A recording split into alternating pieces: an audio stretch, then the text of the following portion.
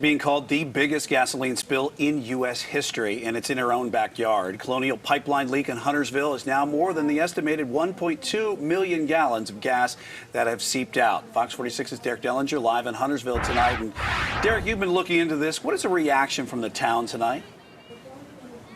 It's frustration more than anything, and to be honest with you, the leak has been in cleanup mode since August, and we've heard from a number of town leaders who say that they are frustrated with the fact that Colonial has not been forthcoming with information, or at least a lot of information, and they're having to rely on the North Carolina Department of Environmental Quality to basically fill in some of those gaps. That's basically what happened in this most recent situation, where they said that 1.2 million gallon total will indeed be higher than what they were forecasting. Now, with that total being more than what was anticipated, that means that there will be that much more of a cleanup and that much more of a problem for those living out there. Now, the leak is already the biggest of its kind in state history, and as you mentioned, one of the biggest in the country. Just in the last little bit, we had a chance to speak with Huntersville Mayor John Anarella about the continued work and the continued search for answers on this.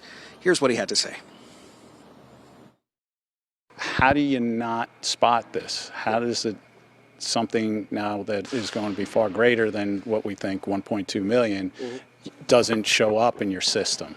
And I think that's a big question for a lot of people I've talked to, including a lot of the commissioners.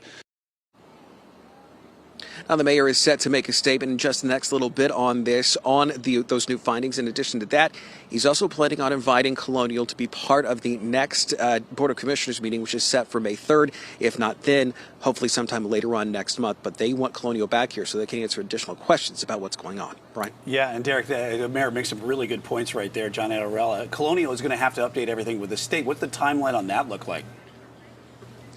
Yes, they have to submit a revised comprehensive site assessment. Now, they did this back a couple of months ago, but they have to do it yet again with those new totals. That is due by next Monday. Now, it could be back before then, but we could get a sense of exactly how big this new estimate is going to be. From what we're told, it may likely be much higher than that 1.2 million gallons that they've estimated, at least so far. But again, that 1.2 million gallons is estimated to be upward. Brian?